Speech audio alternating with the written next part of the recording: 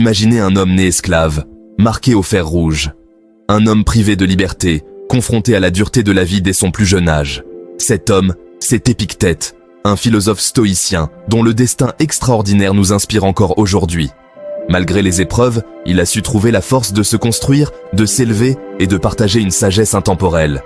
Épictète a connu la souffrance physique, l'humiliation, la privation.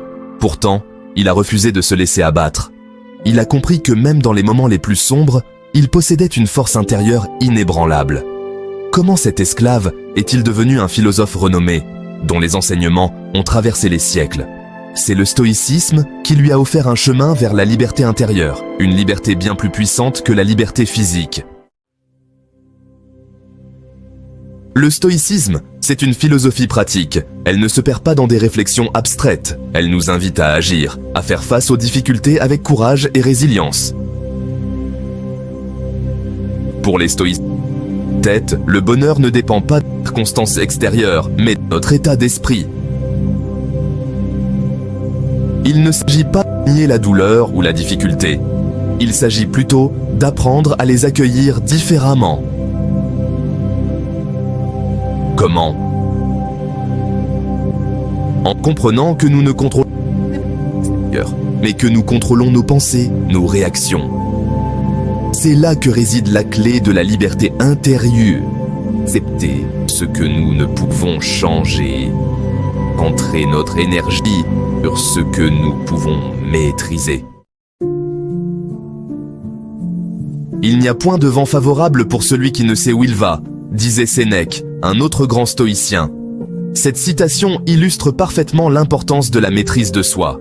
Face à l'adversité, il est facile de se laisser submerger par les émotions négatives, la colère, la frustration, le désespoir. Mais Épictète nous enseigne que nous avons le pouvoir de choisir notre réponse. Nous pouvons choisir de nous laisser emporter par nos émotions ou de prendre du recul. En observant nos pensées, en les analysant sans jugement, nous apprenons à mieux les comprendre et à ne plus en être prisonniers. Le stoïcisme n'est pas synonyme de passivité. Il ne s'agit pas de subir les événements sans réagir. Il s'agit plutôt d'agir avec discernement, en accord avec la raison et la vertu. Épictète nous encourage à distinguer ce qui dépend de nous et ce qui n'en dépend pas. Nous ne pouvons pas contrôler la météo, les embouteillages, les paroles des autres. Mais nous pouvons contrôler nos efforts, notre attitude, nos actions. Notre objectif principal, selon le stoïcisme, est de vivre en accord avec la nature, en harmonie avec l'univers.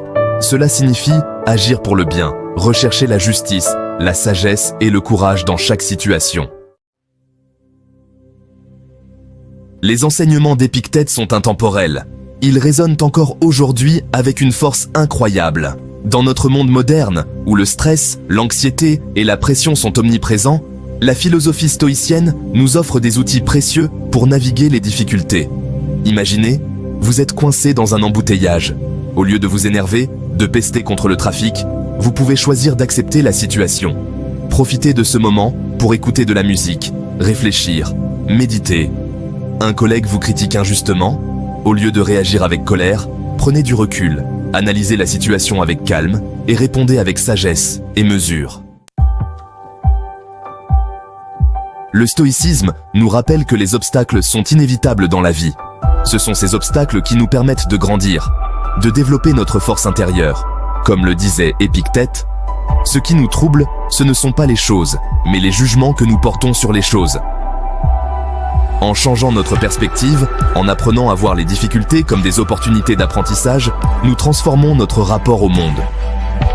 Le stoïcisme, ce n'est pas une solution miracle. C'est un cheminement, une pratique quotidienne qui demande effort et persévérance. Épictète, cet esclave devenu philosophe, nous invite à embrasser la vie avec courage et sagesse. Il nous enseigne que la liberté véritable réside dans la maîtrise de soi, dans l'acceptation de ce que nous ne pouvons changer et dans la recherche du bien. La voie stoïcienne est accessible à tous. Elle ne nécessite ni richesse, ni statut social, ni possession matérielle. Elle demande simplement la volonté de regarder en nous-mêmes, de cultiver notre force intérieure et d'agir avec vertu. Alors, osez la sagesse stoïcienne. Elle pourrait bien transformer votre vie